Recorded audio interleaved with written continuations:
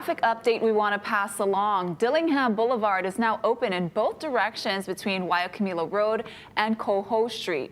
It was shut down for more than 2.5 hours because of a gas leak. Now, the leak was reported just before 9:30 this morning, and drivers were urged to avoid the area.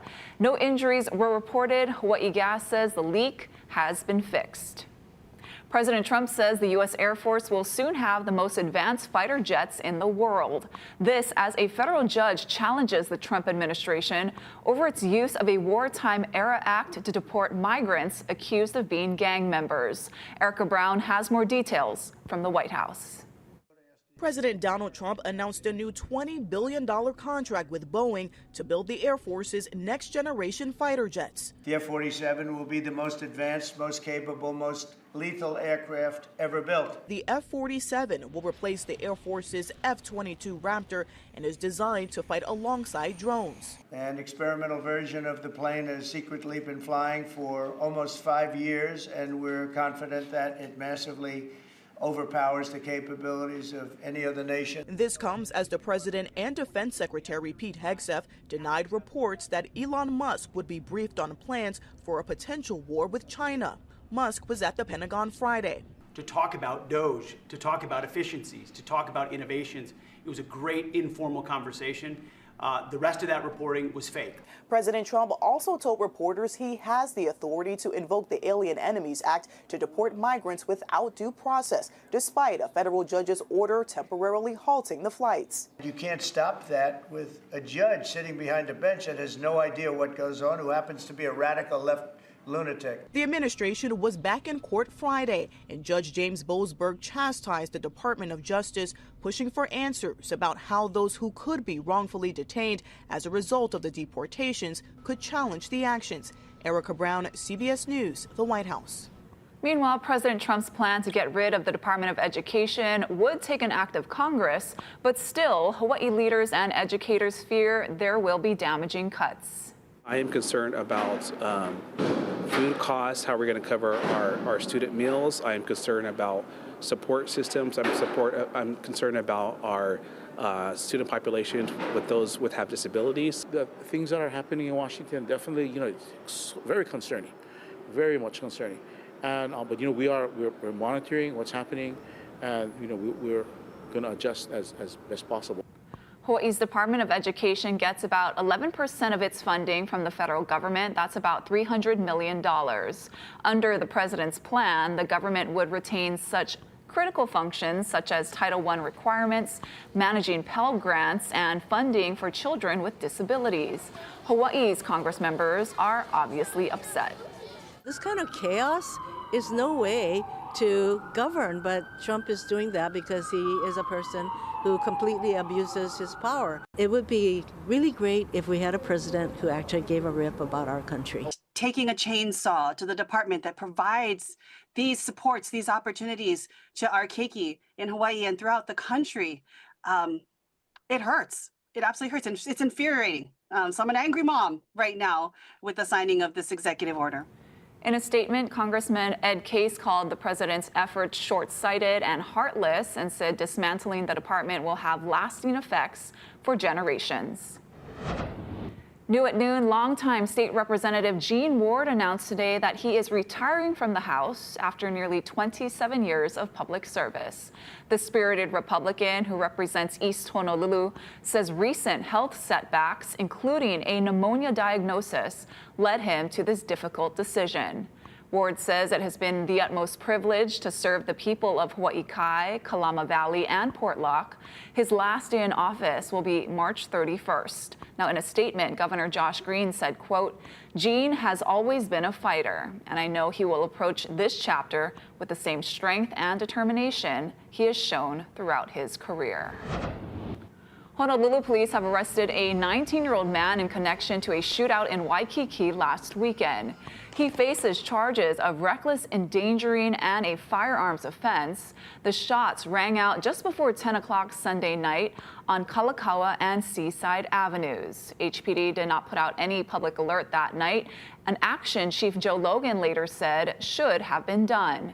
No injuries were reported, but some store windows were shattered. HPD says they plan to release more information as it becomes available. 5 patients injured in the New Year's fireworks explosion in Aliamanu have been discharged from the Arizona Burn Center. The head of the hospital says 2 are now doing inpatient rehab and 3 others are staying in Phoenix for outpatient therapy. All plan to return to Hawaii in the next several weeks, but they still face a difficult recovery dealing with disfiguration and pain. Doctors say their injuries could have been fatal. And one of the things that we did not anticipate and that caused some difficulty is all of them had pieces of stuff, particulate matter, projectiles that had been embedded in their skin. And that made some unique type wounds, and it really predisposed them to some unusual infections that we had not anticipated. 6 people died of injuries from the illegal fireworks explosions. 2 patients are still being treated at the Straub-Benioff Burn Care Unit in Honolulu, and at least 11 people have been arrested. Well, if you have something to say about Oahu's water and sewer bills doubling in the next decade, you are running out of time. As Ben Gutierrez reports, city officials are making the case that it must be done. The city says the sewer fees are going to be going up, way up, because it needs to complete $10 billion worth of projects in the next 15 years. That includes $2.5 billion in work here at the Sand Island Wastewater Treatment Plant, and it's work that can't be put off any longer. We stalled making this decision as long as we possibly could, but this is inevitable. That was the mayor 5 months ago when the proposed sewer fee hikes were first announced.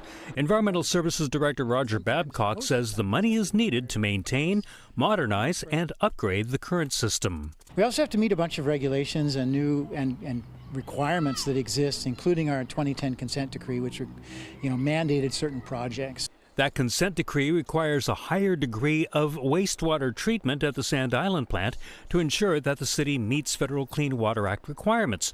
To pay for that and other projects, sewer fees would increase over the next 10 years, with a 9% increase annually for the first 6 years. If you look at it, the rate increase, while substantial over a 10-year period, it's over 100%.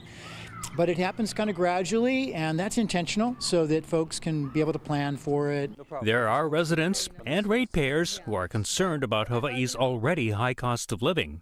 If nobody speaks up, if it doesn't get stopped, that they're going to push through with a 9% increase come July, and the next 6 years, another 9%. Just the basic cost of food itself, is an issue. The new rates would also be based on volume instead of the current flat fee.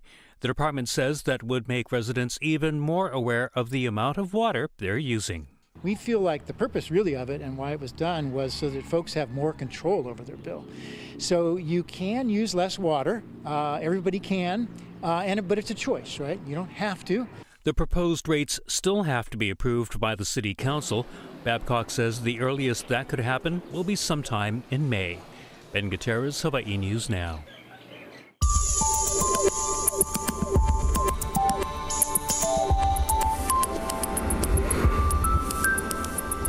Aloha on this Friday. We're looking at a really nice day today with lots of sunshine. There will be a few stray windward and Mauka showers, but we're not expecting any significant rainfall until maybe sometime early next week. So high temperature today in Honolulu running to about 84, and those winds running brisk and breezy, 15 to 20. Lighter winds are expected over the weekend.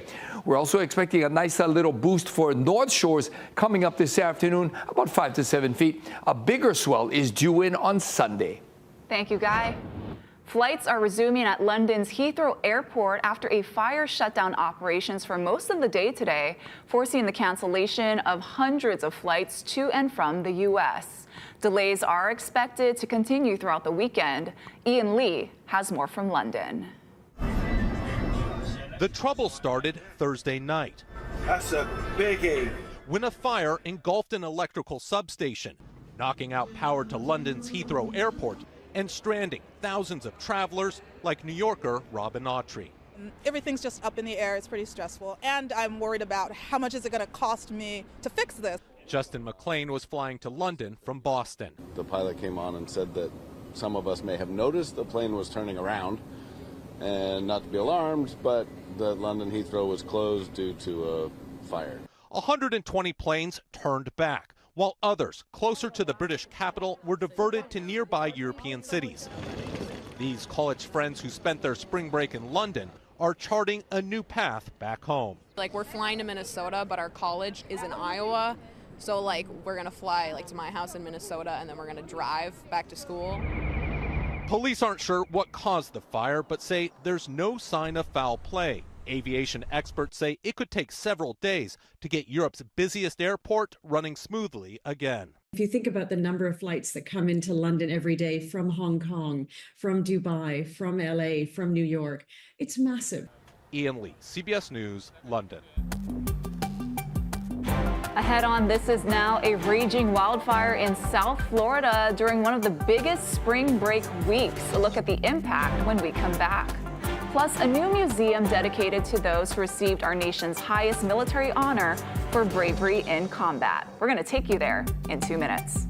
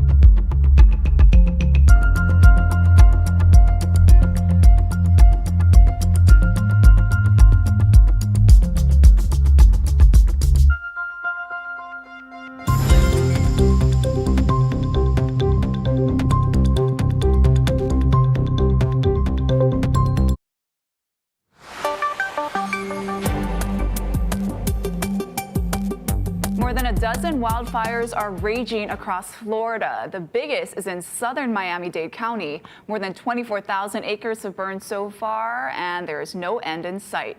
Christian Benavides has more from Florida City. A fast-moving fire has consumed tens of thousands of acres in South Miami-Dade for more than a week, disrupting life in the region. For several hours Thursday, officials shut down an 18-mile stretch of U.S. Route 1 in both directions, the crucial artery in and out of the Florida Keys, experiencing at times nightmarish traffic. So how long were you stuck in traffic? I think around 1 hour. I'm beyond frustrated. I'm hurting. The closures forced Robert Finley to ditch the drive and book a flight to see his hospitalized son in Key West. What's going through your mind right now, trying just to get to him? Just to get to my baby. Busy fire crews are hoping for favorable weather conditions. CBS News Miami's Ivan Cabrera. We need some rainfall here. We are under a severe drought. In fact, most of South Florida under a drought now, and we have no rain in the forecast over the next several days. National Weather Service has already issued a fire weather watch for those gusty winds in the afternoon and for very low relative humidity. Those winds will also help clear out unhealthy air that prompted some residents to leave town. You see that smoke like that, and with everything that happened in California, you don't want to get stuck. US 1 here has reopened, but officials warn that could change at any minute. All of this is happening on one of the biggest spring break weekends, and there's a NASCAR event happening in nearby Homestead. We are under a brush fire alert. from down here in South Miami-Dade County all the way up to Palm Beach. Cristian Benavides, CBS News, Florida City. This weekend, nearly 36 recipients of the country's highest military honor will gather for the opening of the new National Medal of Honor Museum in Texas. The Medal of Honor is reserved for those who have distinguished themselves with exceptional valor and courage in combat. Jason Allen gives us a look inside. When soldiers were injured in Vietnam, pilots would fly the Huey helicopter to their rescue. In 1968, Major General Pat Brady flew 3 different Hueys under heavy fire, rescuing 51 people, an act of valor that earned him the Medal of Honor in 1969. And that's how I became the greatest helicopter pilot that ever lived. Is that easy? Yeah. Anyone can do it. Yeah. But they won't because well, they can't beat you. They can't do it like I can do it. No. That's for sure. We talked with Brady in a fully restored Huey that is now a centerpiece exhibit in the new National Medal of Honor Museum in Arlington, Texas. That's the real value in a place like this, right? Is seeing examples of that lesson 3,500 times over. Exactly. You know, we want a kid to walk in the front door of this place, and he's going to see heroes, so-called heroes, guys like me, not wearing capes, they're wearing dog tags. One of my favorite things about his story. Museum curator Greg Waters spent years collecting artifacts that tell those stories. I've been on this nationwide hunt for artifacts, and that work involves connecting with these Medal of Honor recipients or their families. Those on display include personal belongings like a high school jacket with a pin hinting at future military service. There are x-rays of injuries and recoveries, a note scratched out by a mother during an urgent phone call about her injured son. She's on the phone trying to get information. So just imagine that moment as a mother. The striking square exhibit hall hovers 40 feet above the ground, its weight held up by 5 pillars, representing the 5 branches of the military. Charlotte Jones, the Dallas Cowboys executive vice president, is chairing the Medal of Honor Museum Foundation. I don't think this is a memorial in any way. It is certainly a recognition of what is that courageous act that I should do, and more importantly, what's the selfless act that I should do to make our country better. Jason Allen, CBS News in Arlington, Texas. All right, let's take a look at your 7-day forecast. You can see some rain there on Saturday. So what's in store for this weekend? The guy's going to have your full forecast in 2 minutes.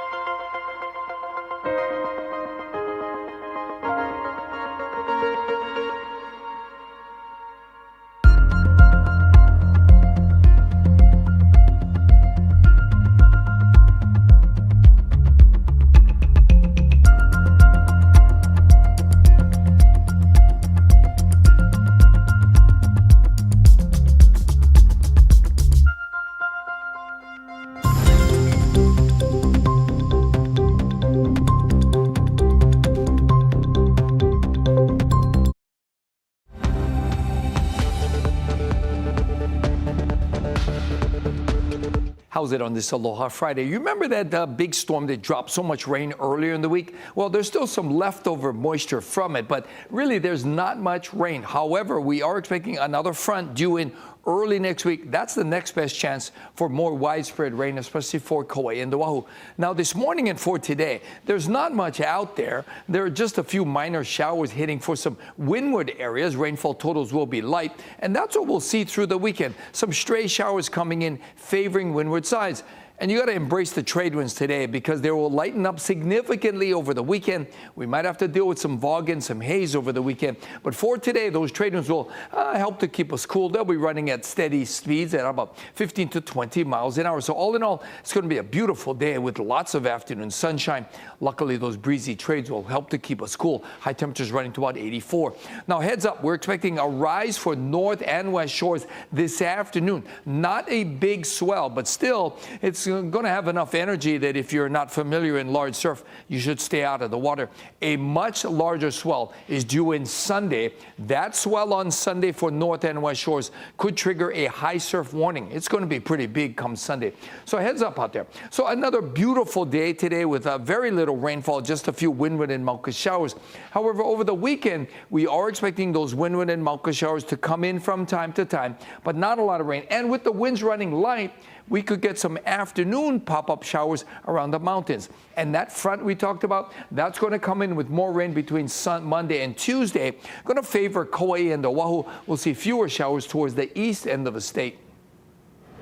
Thank you, Guy. Check this out. Cameras spotted a most unlikely traveling duo off the coast of New Zealand. Can you tell what that is? Well, it's an octopus riding on the back of a shark. The University of Auckland just released video of the odd encounter on social media. This actually happened back in 2023. A research team monitoring a feeding frenzy noticed an orange mass on the shark's head and sent in extra cameras to take a look. And they confirmed, yep, it was an octopus. Very cool. Well, still to come, honoring iconic women in Hawaii's history. Casey Lund tells us about an event happening tonight when we come back.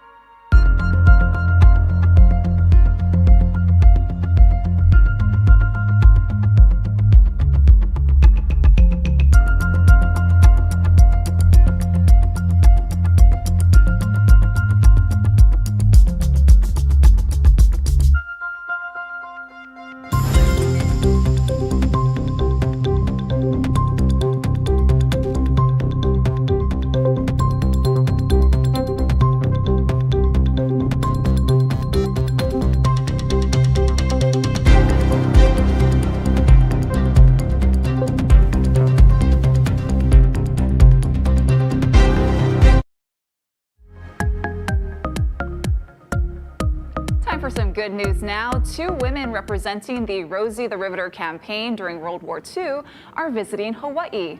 92-year-old Ginger Price and 86-year-old Barbara Snyder are in town because today is National Rosie the Riveter Day, honoring women who worked on military assembly lines. Price helped by raising money for war bonds, and Snyder's mother helped build warships in Michigan. The 2 had appearances in Waikiki and at the Pearl Harbor Visitor Center.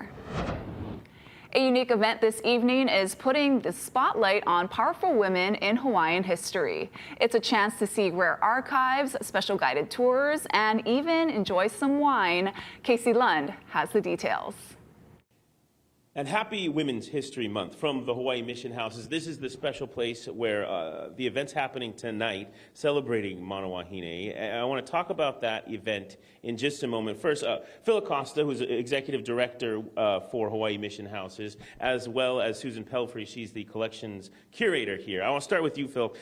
This really, especially if people haven't been here before, is a place that you have to come and check out. No, absolutely. People have probably passed by this property 1,000 times in their life and never thought about these peculiar houses, but lots of history, lots of stories that we can tell, and hopefully you'll get a chance to experience that this evening. Speaking of history, this is a replica of the first printing press in Hawaii. Yes, absolutely. Little known fact, this is the actual birthplace of the written Hawaiian language, the printed Hawaiian language, and so this is a replica of how they printed books and newspapers and all kinds of publication way back when. So when they developed the written Hawaiian language, this is a replica of how they started to mass produce these printed materials. And I know that this is part of the tour that a lot of elementary kids get to come in. You get to, where this isn't all set up, but you get to come in and make your own, document, if you will, and what an awesome experience that is. Talking about awesome experiences, Susan Pelfrey, tell me a little bit about what's happening this evening at 5:30. There's still tickets available for this event. Okay, this evening we've got a lot of artifacts and objects pulled, not only in the collections, like we have this wonderful bodice that nobody has been able to see, but we also have some archival. The Hawaiian Historical Society has pulled some objects. The archivist for our organization has pulled it. And again, these are not things you get to see on a normal day, so this is a rare opportunity to get to see history. And tell me about that bodice, by the way. We showed that earlier today, and we have some images of it here. This is really cool, right? You're excited to show this. I really am, because this bodice has not been seen before, and it won't be seen again because it goes back to storage after this. But what makes it special is that it's made from fabric given to one of the missionary women by Queen Ka'aumanu. And, I'd heard stories about that, but I've not actually ever seen the material, and it's beautiful, and it's still in such good shape. So I'm very excited to share this with everybody. Very good. So 5:30 to 8, if folks want to come down, tell us what they'll experience. When they come down, we start off the evening with a glass of wine and some poo-poo, so you have some snacks and stuff before you start it. There's 4 stations that you go to, and we have it divided into groups, so you go in groups. So it's a small, intimate thing, so you're able to get up close and personal to see the things. I love that. And if you're interested in learning more, coming down here this evening or coming to the Hawaii Mission Houses at a different time, we have all the information at our website at hawaiinewsnow.com. Thank you both so much for being with us today and talking about this wonderful event celebrating the wahine that have made Hawaii what it is. We'll send things back to the studio for now. Thank you so much, Case. And thank you for watching This Is Now. We're going to have more news first at 4 right here on KHNL. Aloha.